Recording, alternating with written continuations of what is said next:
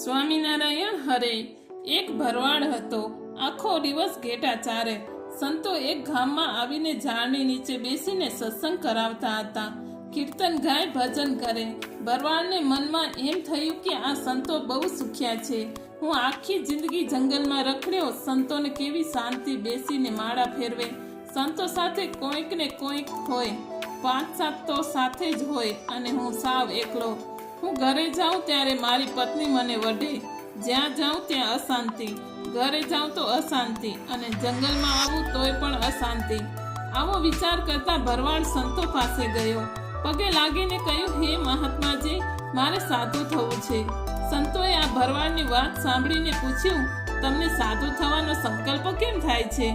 અમને એવું લાગે છે કે તમે ધક્કો લીધે લાવ્યા છો. ભરવાડ કહે, કોઈએ મને ધક્કો મારીને કાઢી નથી મૂક્યો, પણ હું ઘરમાંથી કંટાળીને આવ્યો છું. સંતો કહે, ભલે તમને સાધુ તો કરીએ, પણ અમને એટલું કહો કે તમને શિષ્ય થવું છે કે ગુરુ? ભરવાડ કહે, શિષ્ય કોને કહેવાય અને ગુરુ કોને કહેવાય એ સમજાવો, અને ક્યાં મજા છે અને ક્યાં સુખ છે એ કહો. સંતો ભરવાડને સમજાવવા માંડ્યા. જુઓ, શિષ્ય સેવા કરે, દોડીને ગુરુના કપડાં ધોવે, આશ્રમ સાફ કરે, રસોઈ બનાવે. ગુરુ કાંઈક કહે અને શિષ્યનું અંગ વળે.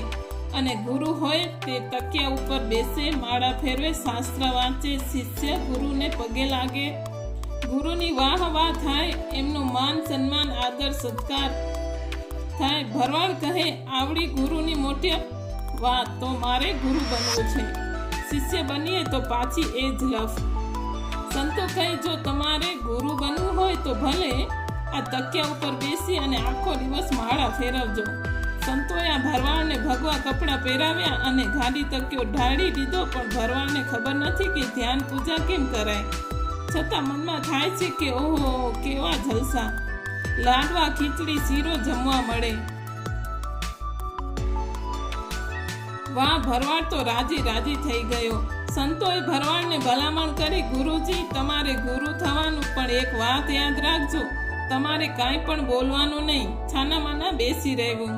ભરવાડ કહે, તમે જેમ કહેશો એમ કરીશ. હવે આ નવા ગુરુ બાવાજીને બધા મળવા આવે. શિષ્યો બધા આગળ આ ગુરુ બાવાજીના વખાણ કરે.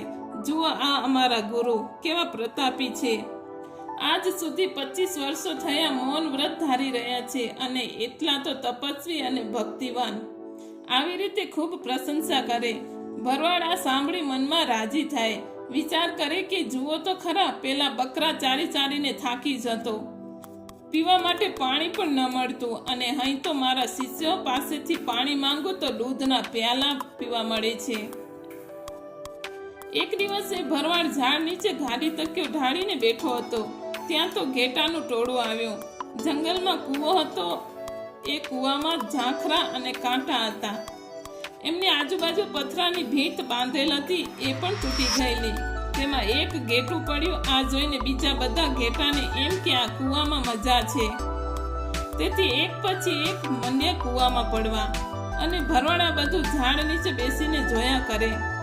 વિચારે કે કોઈ આ ઘેટાને વારતું નથી, કૂવો આખો ભરાઈ જશે, પણ બોલવાની બંધી છે. ભરવાડ આગળ સાધુ બેઠા હતા. ચારે બાજુ અસંખ્ય વસ્તી હતી. ભરવાડ એમની ભાષા યાદ કરીને રાડ પાડી, ટક ટક ટક ફરરરરરર. આ રાડ સાંભળી બધા ઘેટા સાવધાન થઈ ગયા અને કોઈ કૂવામાં પડ્યું નહીં.